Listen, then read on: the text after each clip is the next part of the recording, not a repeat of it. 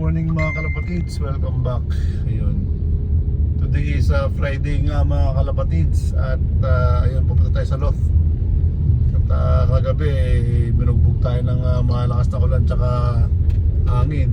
High tide yung patos ang ilog natin ngayon, Malabya. Ayun, pupunta tayo sa loft. Tingnan natin kung nandun pa yung loft natin. Baka nilipad na ng hangin kagabi. Ayun. So ito mga kalapatid, dito tayo sa sa may Jollibee lang, hanapin na tayo. Tapos liliko tayo sa kaliwa. Alright. So balik tayo mamaya mga kalapatid, update mamaya kung ano nangyari sa roof natin. Let's go.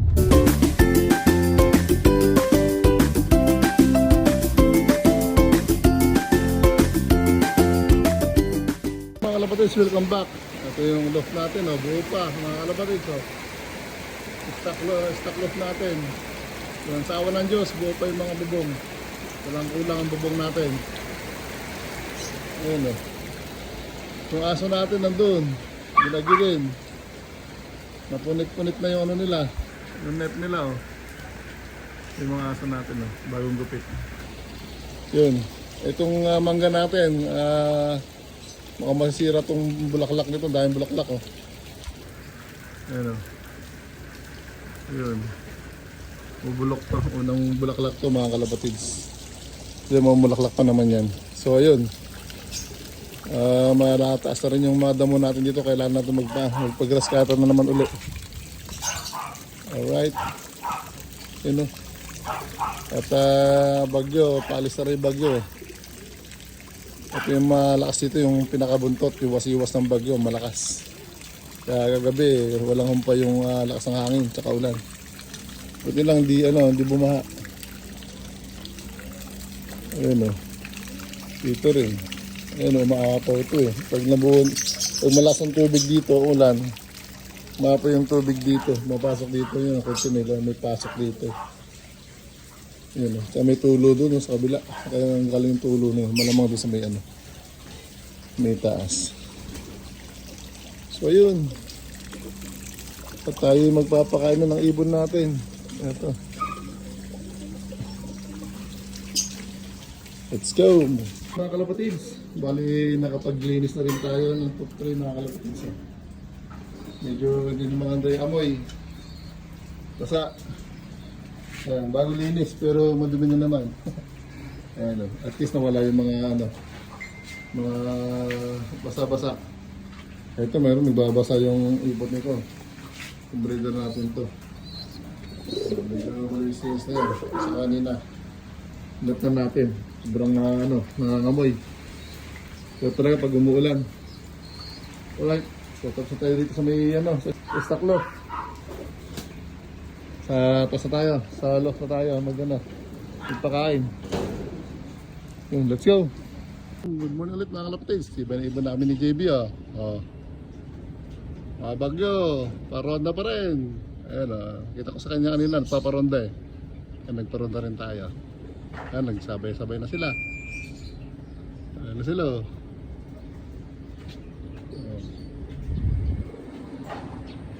ayun oops.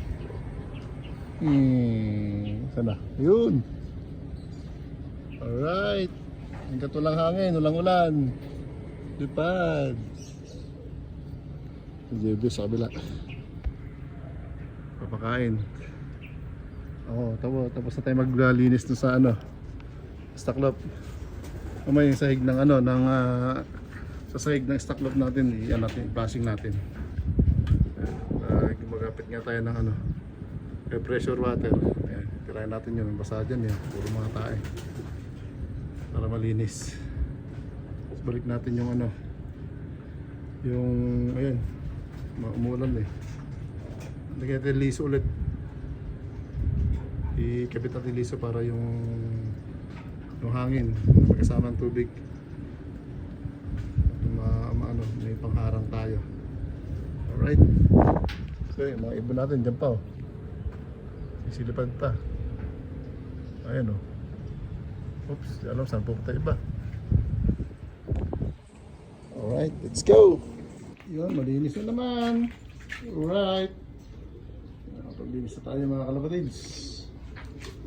Kaya laging malinis to pag umuulan kasi babaho. Pag hindi na ako tanggal yung mga tae, mababasa, babaho. Ito, flushing natin mamaya ito. Pasukin natin mga ibon natin, dumaba na. Ngayon pa na Romonda to.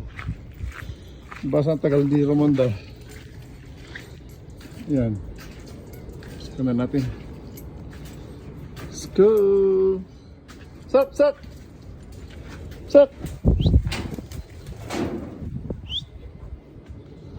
Saan sila? Nagsisidapo na naman. Kasi muna yung ano, 04, yung brown. Ayun, nilipad na naman. Honda. Maganda yung panahon. Malamig, kaya hindi na papagod. Ronda na ronda. Yun o.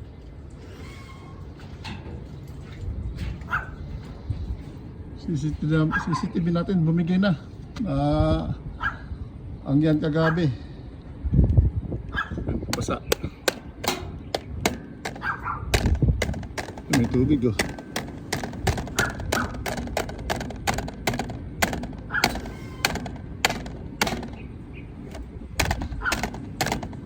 Naabot ng tubig eh. Hindi siya waterproof mga kalapatids. Isa gumagana pa sa loob. Yun, hindi nabasa yun. Ito nabasa. Saksak natin ulit. Tignan natin kung mapatayo muna ito ba. Saksak natin. Yun mga kalapatids, naabot na lang. Malakas na ulat yung ibon natin. Ayun o. Oh, kanya-kanya sila. Iba nandun oh. Sige. Yan, masanay ko sa smash.